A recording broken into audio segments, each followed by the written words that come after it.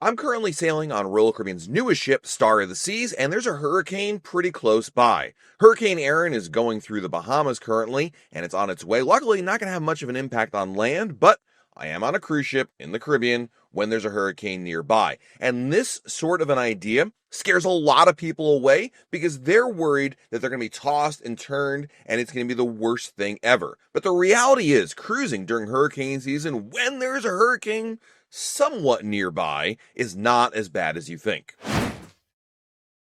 Hey everyone, it's Matt from RoyalCaribbeanBlog.com. I go on cruises during hurricane season every year. Not only is it a great time to go because prices are lower, but it also affords me the opportunity to still continue to cruise because hurricane season encompasses many months.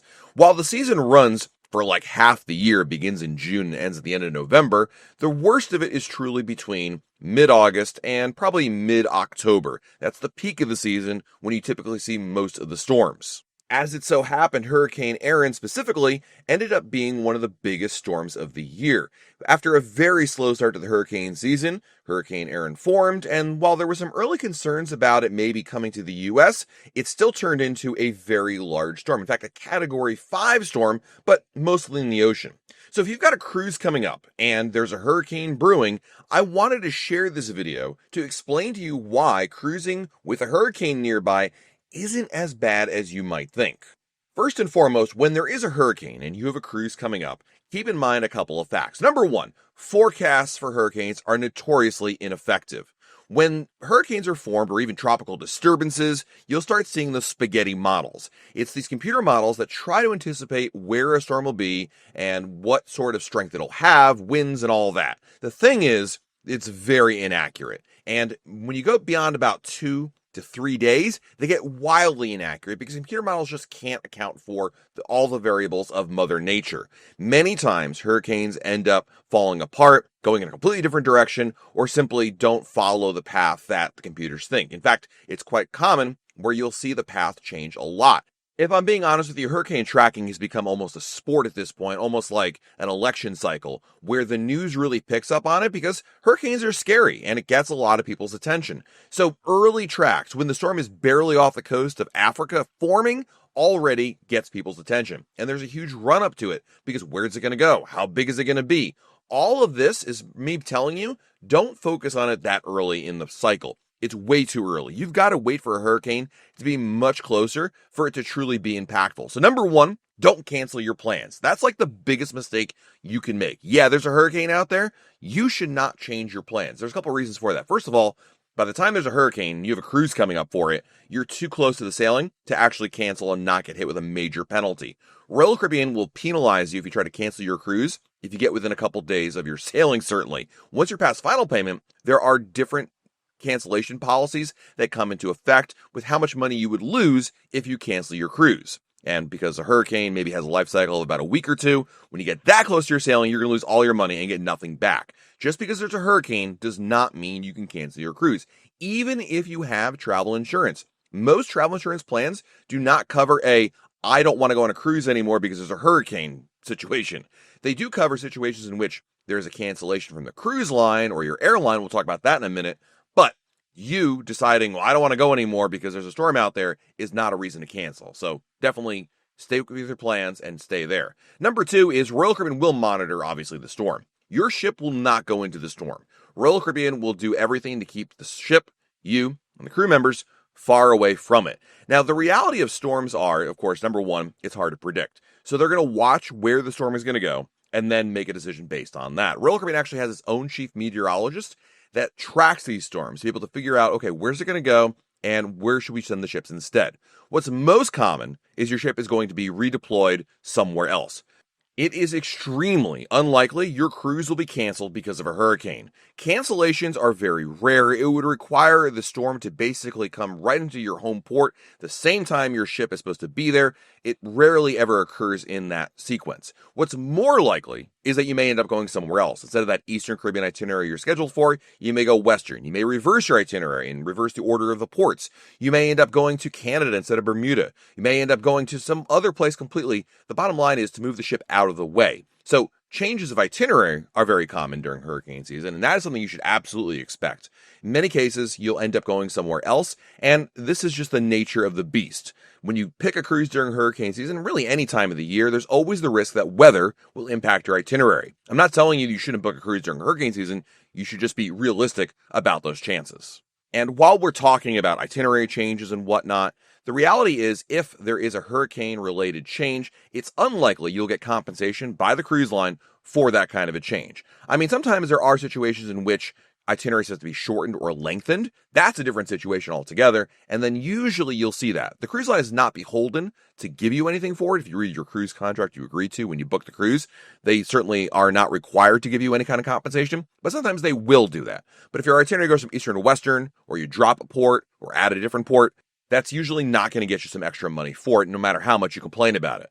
However, that being said, of course, if you have any shore excursions you book through Royal Caribbean, those will obviously be refunded to you if you have a canceled port or a changed itinerary.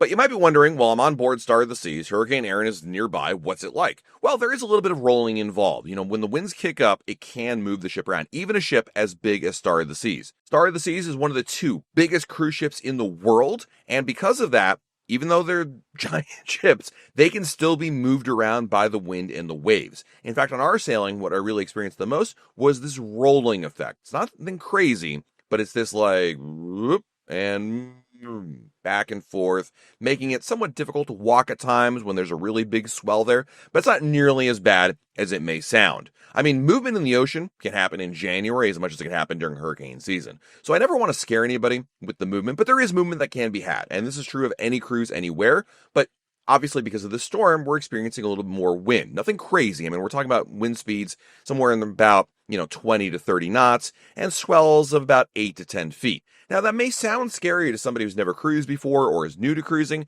I'm here to tell you that's really pedestrian in the grand scheme of things. This is not like going to the Drake Passage by Antarctica, in which the bow of the ship dips below the horizon and it looks like something out of the Poseidon Adventure. Far from it. It's very safe, and you might just feel a little bit of movement involved. Now, certainly, there are things you can do, obviously. You can book a cabin more centralized into the ship on a low deck, midship, would reduce that sensation a little bit. Of course, you can also take medicine, maybe something like Bonine or a Meclizine or some other medication that can help reduce the effects of motion sickness.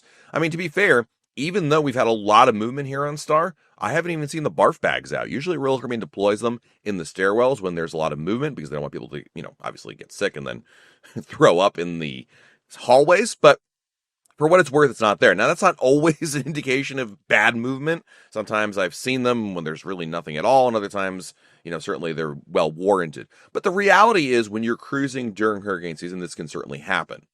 For me, I mean, I'm recording this video, maybe something will change, but it's not really impacted me at all. I'm contemplating taking medicine just as a proactive measure.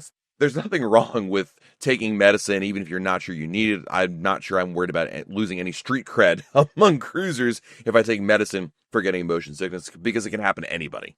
There are also some things that occur on a ship when the ship is rolling and rocking because of the weather that you should be aware of, as things like this is normal to have. Number one is how much squeaking and creaking you'll hear. Even on a brand new ship like Star of the Seas, you'll hear creaking, you'll hear squeaking.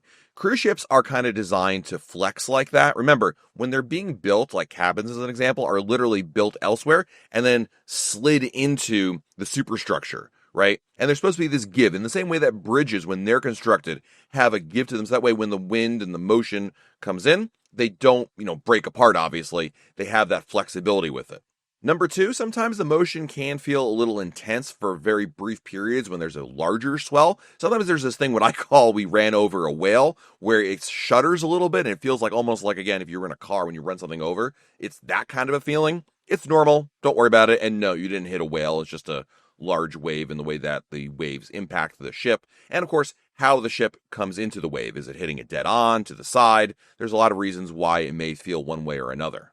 And lastly, sometimes laying down either makes it feel better or worse. It's like a personal thing. For some folks, they really do enjoy laying down as a break because being horizontal just makes the sensation of movement feel better. Or sometimes it makes it feel worse. You got to figure it out for yourself. But sometimes just sleeping it all off and waiting for it to get better is something to consider. And that's something also important to remember, is that the weather will change as your ship moves around and moves away from the storm or it gets closer to the coast. It can certainly reduce the effects. So it's not to say that any effect you feel will always be like that for the duration of the sailing. I can tell you, however, being on this ship, and this is one of many ships I've been on during a hurricane, even with one nearby, it's not nearly as bad as it sounds. Never cancel your cruise because of it. Just go with the flow. Understand that forecasts are notoriously vague. The media always makes it seem far worse than it really is because they're trying to scare you in order to generate ratings, because hurricanes are big business for news and they want to make a lot of money, so they try to scare you with the worst possible scenarios to get you to tune in. And a lot of the times, they're really not focused on a cruise ship. They're focused on, like, what tiny town along the coast somewhere could possibly see the worst kind of conditions out there. So really, stop watching the news is one of my other really good tips out there. I can tell you, though, as I'm recording this on Star of the Seas, I'm having a great time, and I'm going to enjoy my cruise on here. Let me know in the comments below, have you ever been on a cruise during a hurricane? And what are your best tips for avoiding motion sickness? Thanks for watching. This has been Matt from RailCaribbeanBlog.com, and we'll talk again real soon.